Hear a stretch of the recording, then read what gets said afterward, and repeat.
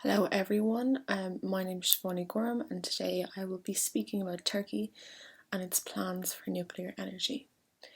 Energy needs are directly related to the development of the country and the living standards for its people. Turkey is in a rapid industrialisation process with a growing population which lands at about 81 million today. According to an IAEA report, energy demand has been increasing at an annual rate of 6.7% annually. As I believe will have been explained in the other presentation, Turkey is a net importer of energy, with extremely limited oil and natural gas reserves. According to the Center for American Progress, it is the country with the fastest growing market for electricity by demand.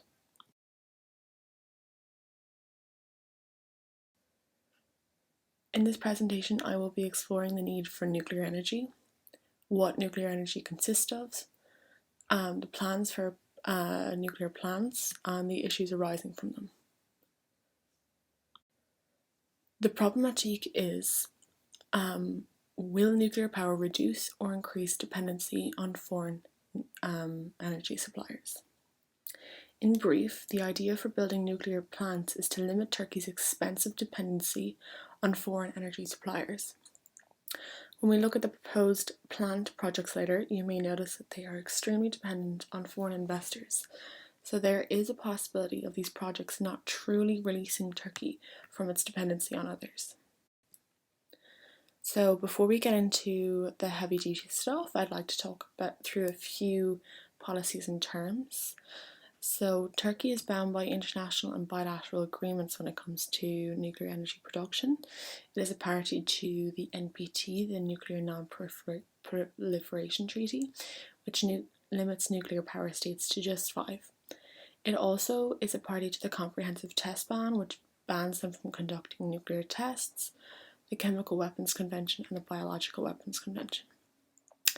And just so you know as well, there the PPA is a power purchase agreement, and that's a contractual agreement between energy buyers and sellers. They come together and agree to buy and sell an amount of energy, which is or will be generated by a renewable asset. And PPAs are usually signed for a long-term period between about 10 to 15 years. So APC there is the Akkuyu project company, and the NSC, the Nuclear Safety Convention, TAEK, and the Turkish Atomic Energy Authority, and IAEA, International Atomic Energy Agency.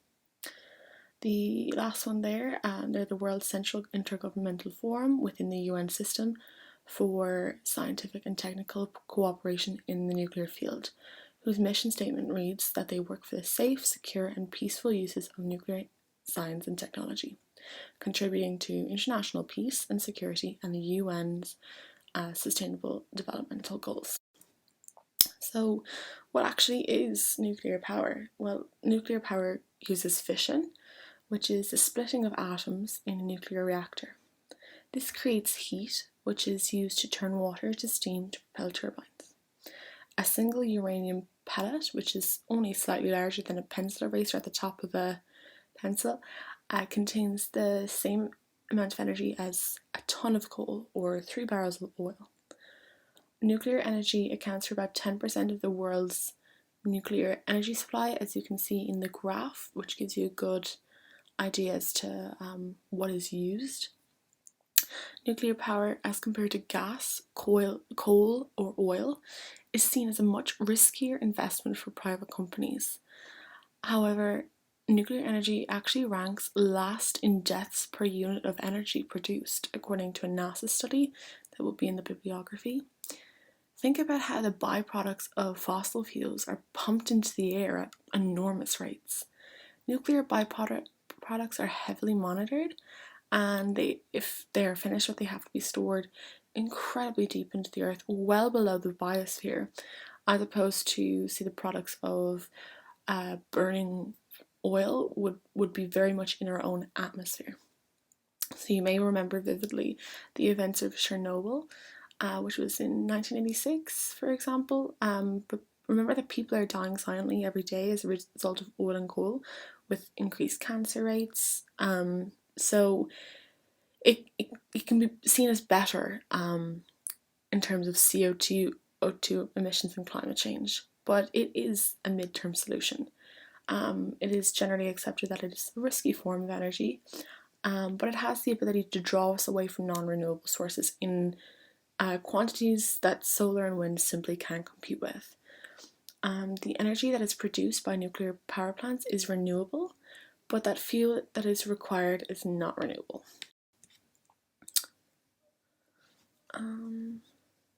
So Turkey established its first nuclear reactor in 1962, and ever since then has conducted research using them.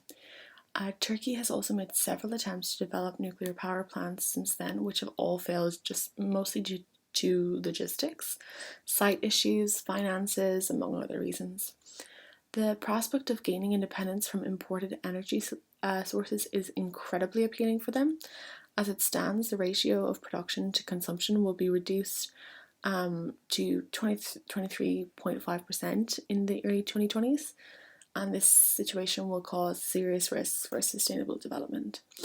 In other words, Turkey will have to import 76.5% of its energy that it consumes in the 2020s. Turkey's economic priorities include reducing the impacts of fossil fuel use and rapidly increasing energy production, which is to be aided by nuclear energy. So here is the Akkuyu project. It's a joint project between Turkey and Russia that was established for the Akkuyu site in 2010. And the project is based off a build, own, operate model. The construction of the first unit is due to be completed by 2023. In Erdogan's 2023 Vision project, released in 2010, officials foresaw the launch of 3 nuclear plants in Turkey by the time of its anniversary. That is just clearly not going to happen based on how things have been developing so far, especially with the delays of the pandemic that the delays in general have brought worldwide. One Akkuyu reactor in operation is probably the most that can be hoped for. And this is essentially a Russian project.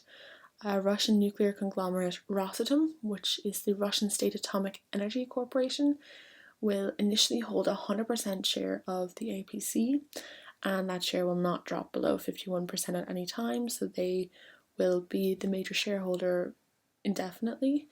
The government of Russia will be the guarantor of this project. They will supply nuclear fuel by means of a fuel fabrication plant, and engineers in the plant will be about 30% Turkish, so it's expected that a large portion will be Russian. And initially there will be a 15-year-long power purchase agreement, that PPA that we discussed earlier, that designates that about half of the electricity provided will go to the Turkish state-owned company EUAS, Electricity Generation Joint Stock Company. The remainder will be sold on the open market. Then the deal with EUAS will be out and all the electricity will be on the open market, with 20% of profits going to the Turkish government. The plant is due to produce 35 billion kilowatts per hour of electricity, or kilowatts per year, which accounts for about 10% of Turkey's total energy supply. The Sinop Nuclear Power Plant was a planned nuclear project run on Turkish-Japanese cooperation. The IGA for this project was signed in 2013. Again, Turkish authorities would hold a minority share of 49%. Japanese knowledge on dealing with the threat of seismic issues, that's to do with earthquakes, had been hard learned, and their expertise would have been instrumental. However, by 2018, Itochu, a Japanese corporation who had been investing in the project, withdrew. This is likely due to the cost jumping from $15.8 billion to $46 billion, as well as the fall in value of Turkish lira. The project was expected to kick off this year, and if some reports are to be believed, if Ankara can find a new partner after Japan's Mitsubishi pulled out last year, it could still go ahead. In all honesty, I don't know if anyone knows at this point what is going to happen, as reports have varied widely. There have been some objection to the site, taking note of what had recently happened in Fukushima, Japan. Protests in the form of a human chain that was like 20 kilometers long took over a highway. Cyprus has always also seen protests due to their proximity to the plant, but the biggest issue of all has been the threat of earthquakes. So according to the IAEA, Turkey intends to build its first nuclear plant in the most seismically stable region. The first image there shows where earthquakes have occurred in the last 30 years, and the second image shows where the 3 power plants are going to be built. So you can definitely see that in those areas there is a smaller rate of earthquakes, but it's still worrying that that number isn't zero. The United States Regulatory Commission confirmed that the safety of the Akkuyu site, and Turkish opposition lawmaker Ali Mahir Basarir said this January, "There is a tragedy being established on a foundation that has already cracked twice. Our country is being pulled into an irreversible calamity because Akkuyu is in an earthquake zone. The foundation is entirely composed of water. If there is an earthquake following the construction, the Mediterranean and the Mersey will be faced with a tragedy." It's also worth noting that a 6.2 Richter scale earthquake has hit Adana, which is 180 kilometers away from the plant site not so long ago. There's also the matter of security. I believe it's always relevant to note that the possibility of producing nuclear weapons arises with any nuclear power plant. It's not specifically in relation to Turkey, but the development of covert weapons programs on the road to actual weapons generally begins with a seemingly benign reactor. Turkey and nuclear-armed Pakistan have been strengthening military cooperations, for example. There is no accusation in this matter, it's just an analysis of risk. So you have Saudi Arabia and Jordan looking into developing nuclear power plants.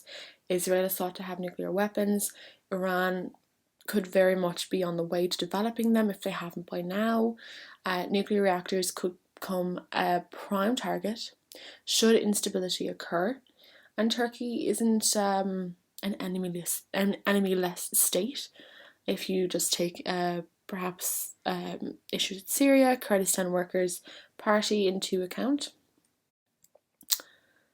So the move towards producing more home-produced energy sources show that Turkey is transitioning. At the end of 2017, at least 30% of Turkey's electricity generation came from renewable sources. Foreign dependence for energy has been driving a significant share of Turkey's current account deficit. Turkey has a large manufacturing and engineering base. Moving towards producing this amount of energy would create jobs that Turkish people can fill. However, the dependency on Russia for energy, be it the natural gas and crude oil it imports from them, or the financial dependency for the Akkuyu project, means that Turkey is still under Russia's thumb and will likely stay there for the future. So I have a few discussion questions. Primarily, in your opinion, is Turkey becoming more or less dependent on foreign powers to supply them with energy? Is the move towards nuclear energy the smart move for Turkey? And why has Turkey chosen nuclear energy as opposed to other renewable energies? Thank you, and again, apologies for the delay, and thank you for your patience. And I hope that this version of my presentation is a lot easier to read or listen to.